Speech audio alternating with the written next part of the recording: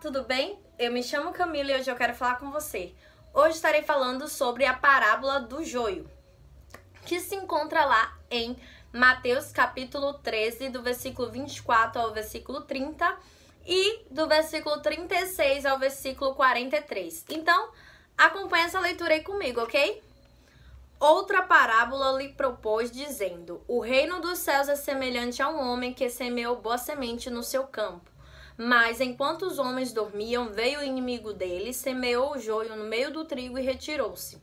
E quando a erva cresceu e produziu fruto, apareceu também o joio. Então, vindo os servos do dono da casa, lhe disseram: Senhor, não semeaste boa semente no teu campo? De onde vem, pois, o joio? Ele, porém, lhes respondeu: Um inimigo fez isso. Mas os servos lhe perguntaram: Queres que vamos e arranquemos o joio? Não, replicou ele, para que, ao separar o joio, não arranqueis também com ele o trigo. Deixai-os crescer juntos até a colheita, e no tempo da colheita direi aos ceifeiros: Ajuntai primeiro o joio, atai-o em feixes para ser queimado, mas o trigo recolhei-o no meu celeiro. Então, despedindo as multidões, foi Jesus para casa, e chegando-se a ele os seus discípulos disseram: Explica-nos a parábola do joio do campo. E ele respondeu: O que semeia a boa semente é o filho do homem, o campo é o mundo, a boa semente são os filhos do reino, o joio são os filhos do maligno. O inimigo que o semeou é o diabo, a ceifa é a consumação do século, e os ceifeiros são os anjos. Pois assim como o joio é colhido e lançado ao fogo, assim será na consumação do século. Mandará o Filho do Homem seus anjos, que ajuntarão do seu reino todos os escândalos e os que praticam a iniquidade, e os lançarão na fornalha acesa. Ali haverá choro e ranger de dentes. Então justos resplandecerão como o sol no reino de seu Pai. Quem tem ouvidos para ouvir, ouça. Então, o que é que nós podemos aprender, tirar de lição dessa parábola e da explicação dela, que Jesus dá aos seus discípulos? Nós temos algumas diferenças em relação ao joio e ao trigo. O joio, ele se parecia, né, uma erva daninha. Ela crescia nas plantações, geralmente acontece muito de aparecer nas plantações de trigo.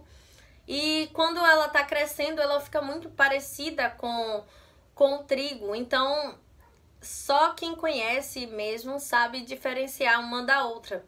Mas, enquanto elas estão crescendo, elas são muito parecidas. E é por isso que no texto Jesus fala que não podia ser arrancado, porque poderia sair um trigo quando fosse arrancado. E quando elas realmente estão no tempo da colheita, que a gente percebe realmente a diferença do joio e do trigo. O joio, quando ele está pronto, né, para ser ceifado, ele fica todo em pé e rígido. E o trigo não. Quando ele está pronto, né, para ser ceifado, ele se inclina. E isso é muito lindo de se ver e entender. E eu tenho 3 pontos para falar a vocês sobre essa diferença entre o joio e o trigo. A primeira diferença é que o trigo mencionado no texto é o povo de Deus. Como ele fala na explicação, né? Os filhos do reino. O povo de Deus crê em Deus e anda em seus caminhos. Ama o Senhor Jesus de todo o seu coração. Crê no sacrifício de Jesus na cruz como seu substituto. Já o joio é totalmente ao contrário a essas verdades e está longe de Deus. Ele foi colocado no meio do trigo para os destruir. E muitas vezes também essas pessoas, né, a gente viu que o trigo e o joio eles cresceram junto. Então, enquanto o trigo ele professa fé em Cristo, o joio ele vai estar distorcendo as verdades do reino, porque o joio ele foi semeado pelo diabo, ou seja, pelo maligno, pelo inimigo. Então ele vai estar distorcendo as verdades que o trigo traz, né, acerca da palavra do Senhor. E quem não estiver ligado vai ouvir a voz do falso profeta e vai atender. O segundo ponto: O trigo possui a essência, o joio a aparência. O trigo, ele produz muitos frutos e ele alimenta as pessoas. O joio, ele não produz nada, tanto é que quando vai ceifar, se você esbugalhar, né, lá o joio, não tem semente nenhuma.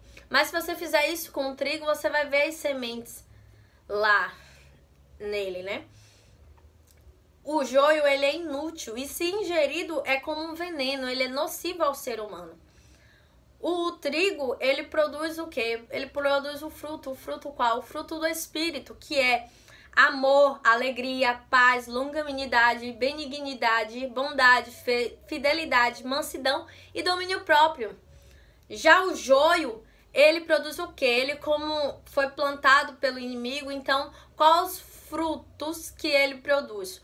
Ódio, depressão, perturbação, impaciência, malignidade, perversidade, infidelidade, rixas. Todos eles são frutos produzidos por aqueles que são joios, porque foram semeados pelo maligno. E aquela foi a boa semente, ou seja, o trigo que foi semeado pelo próprio Senhor. Então ele produz o fruto, né? O fruto do Espírito.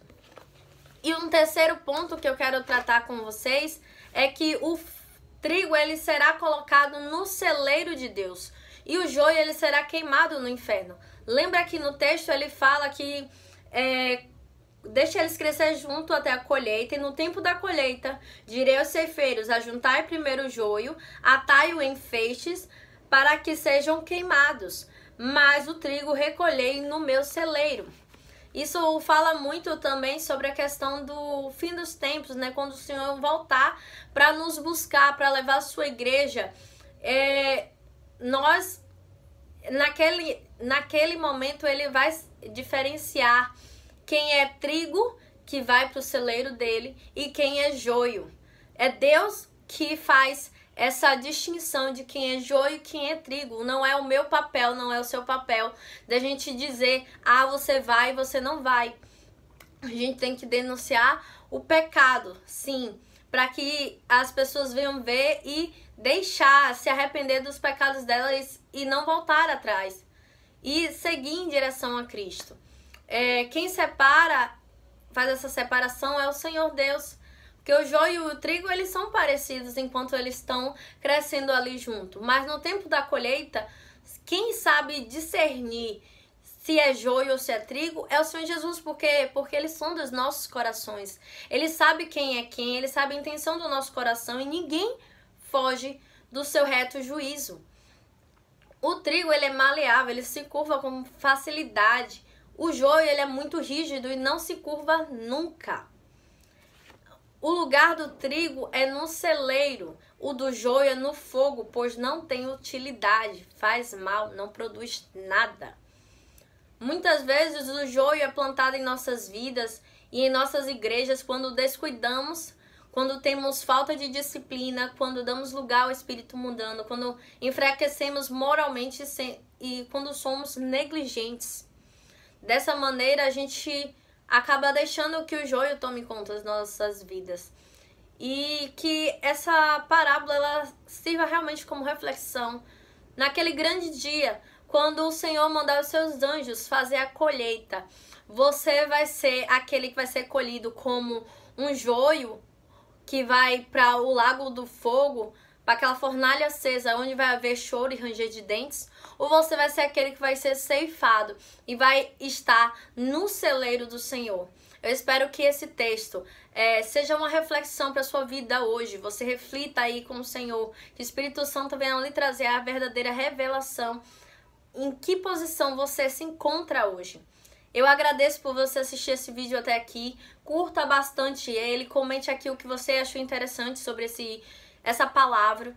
Compartilhe para que mais pessoas sejam alcançadas por esse evangelho. E se você é novo aqui e tá vendo esse botão vermelho, clica nele, se inscreve, ativa o sininho das notificações e eu te vejo no próximo vídeo, ok?